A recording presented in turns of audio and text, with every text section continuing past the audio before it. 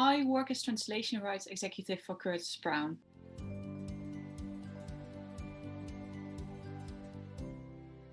Hi guys, and welcome back to my channel. Rights in publishing is one of those departments that people don't really know what they do and what it's all about. But here to tell us more is Tanja, who is a translation rights executive at Curtis Brown. I really hope you find this one useful, and I'm so excited to teach you guys more about what rights do in publishing. On a day-to-day basis, I am assisting one of the rights agents with the selling of translation rights to foreign publishers. I do a lot of administration, so drafting and checking contracts, sending them out for signature, keeping track of all the translation rights in, for example, Excel documents. And I do also communicate a lot with publishers all over the world, which is one of the things I really like. Other than that, with the book fair coming, or virtual London Book Fair, I will be doing some meetings and I'll be selling some translation rights as well, which I'm currently doing already over email for some of the smaller territories we represent as well.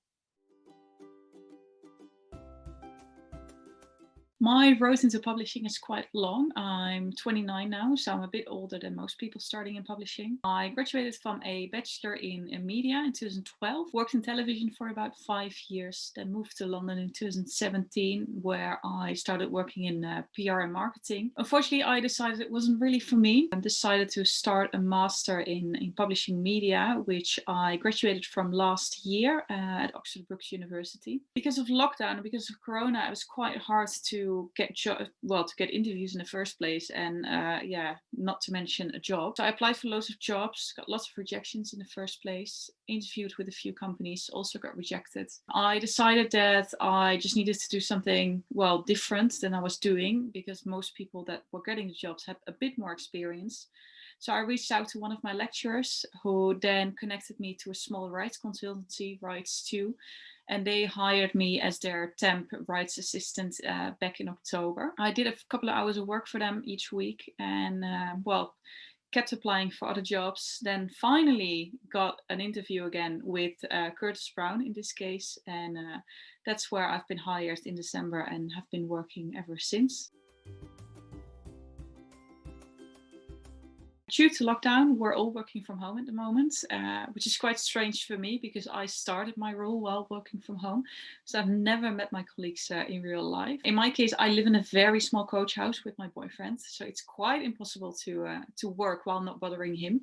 And therefore, I've now set up some sort of office in the main house, where we share our garden with. Call it the She Works. It's me with 3 of our other housemates, and we all work together in the dining room, and that's where I set up my desk too. In this role, I haven't worked from my bed, but I wouldn't rule out it's going to happen. I've done it before. It can be quite comfy, and as long as you don't have meetings, I'm sure it's fine.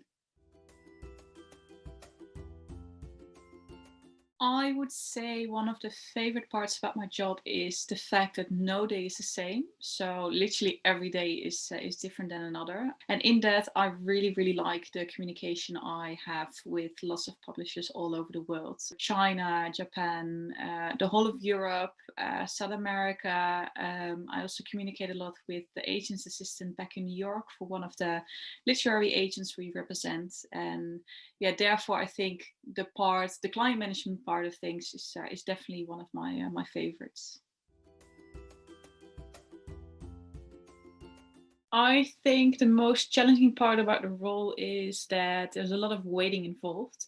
So, of course, when we submit manuscripts to sell the translation rights to foreign publishers, they have to read it, they have to agree on an offer, and then they have to come back to us. Then with that offer, we have to go to the agent, who then has to approve it as well, together with the author. So altogether, you're constantly waiting for other people to come back to you, which I find quite difficult sometimes, because I really like to get on with things. But of course, people have a lot of things to do, so you can't just push them to always prioritize you first. The skills you need for this role is definitely administrative skills.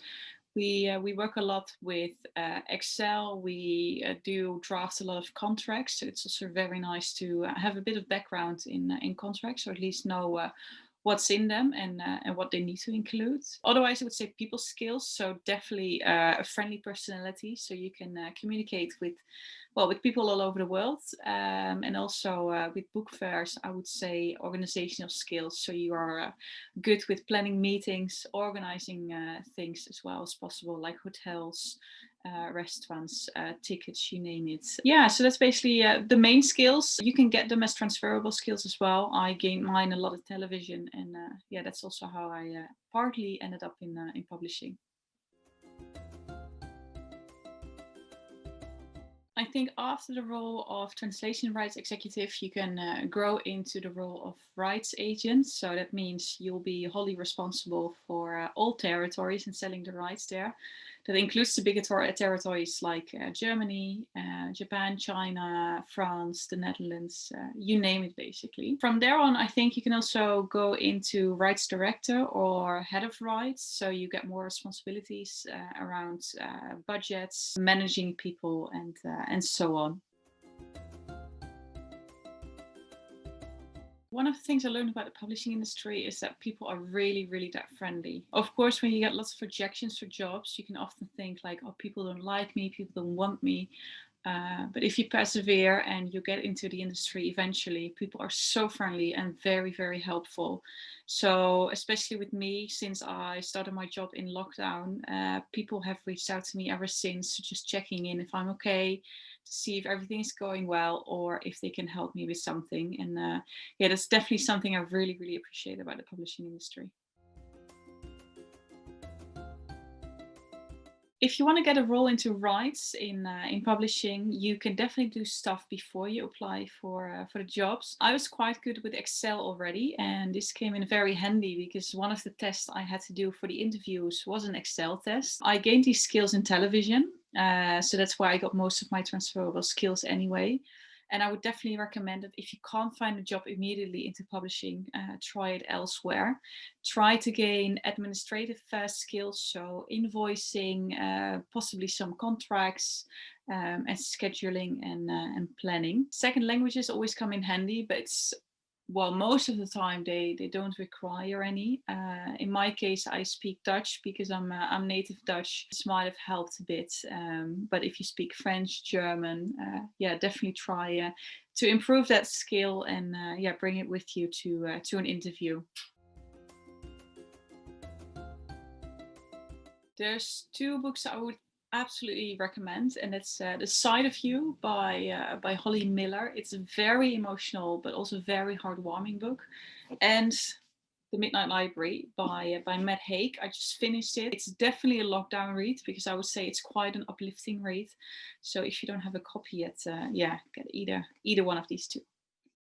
Thank you so much for watching. I hope you found it useful, and please do let me know in the comment section down below if you did watch this and found it useful. Thank you. Bye.